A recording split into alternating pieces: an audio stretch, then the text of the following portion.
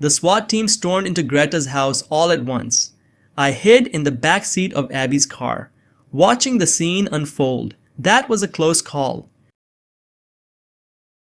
Thomas, north, south, east, or west? Which direction do you want to go? Then north.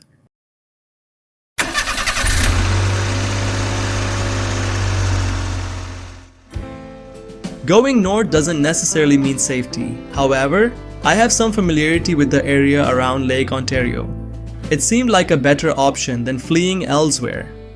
Besides, Lake Ontario also forms the border with Canada. Abbie, why did you think Greta would betray me?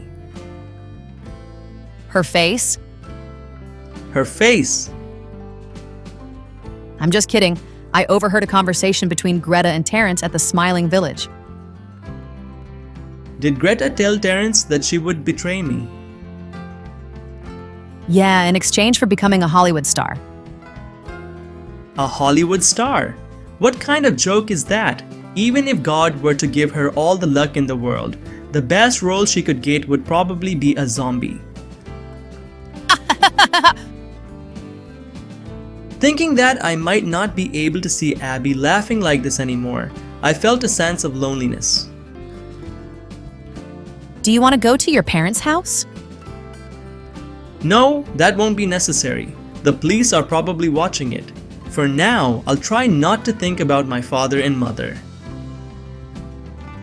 I see. Why don't you get some sleep? I will. I lay down in the back seat. Abbie's presence made me believe that I still had some hope left.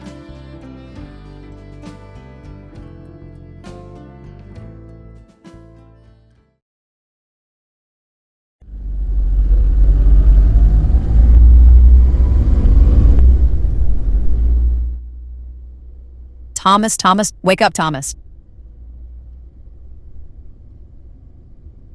I opened my eyes and sat up.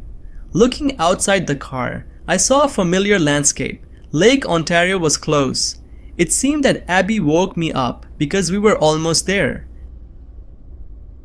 Thomas, I don't like complicated things, so I'll get straight to the point. I'm going to turn you over to the police now.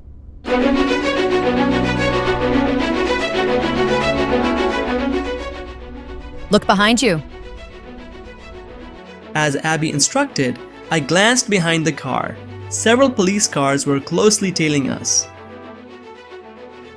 There are unfortunate people in this world known as bullied children.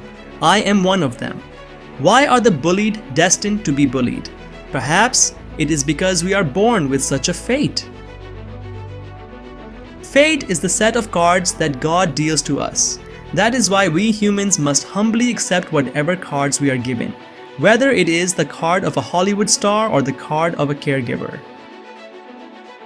However, this fate is the worst of all. I absolutely refuse to accept the card of Abbie's betrayal. There was a survival knife in the seat back pocket. It was probably something Abbie used for camping. The moment I take hold of that knife, I will become a rebel against God.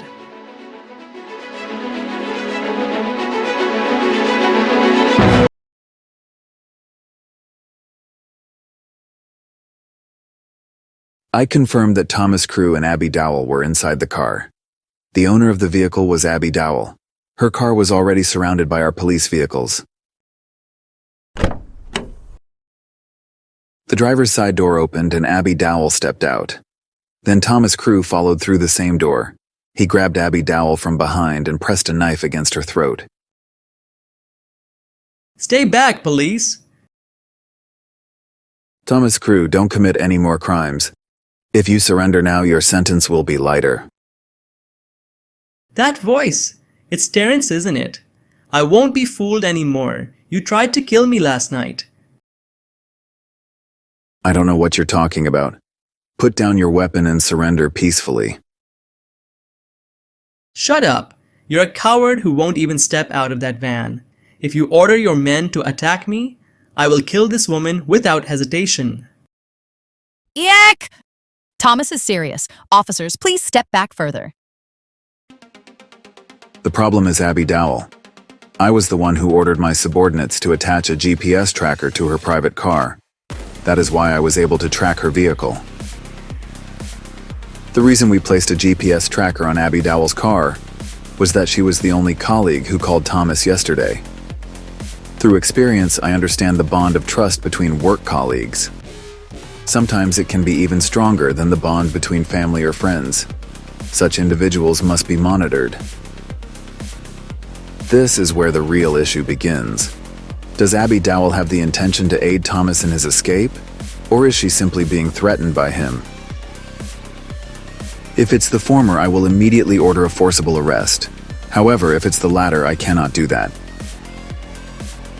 Letting a single mother who is doing her best to raise her only son die under false charges is unacceptable. It would go against the teachings of God. That said, no matter how much I think about it, I won't find an immediate answer. In that case, I have no choice but to proceed with a normal arrest rather than a forcible one. There is absolutely no problem with this approach. The current situation is extremely unfavorable for Thomas. His only weapon is a single knife. We are practically an army. No matter where Thomas tries to run, we will relentlessly pursue him. Eventually he will tire and an opportunity will arise. At that moment, the officers on the scene will subdue him. For them, this is not a particularly difficult task. Abbie Dowell may suffer some minor injuries, but I can offer her substantial compensation. Besides, Thomas Crew does not have the courage to harm another person. I realized that the first time I met him. This is the end. Once again, I have done a good job.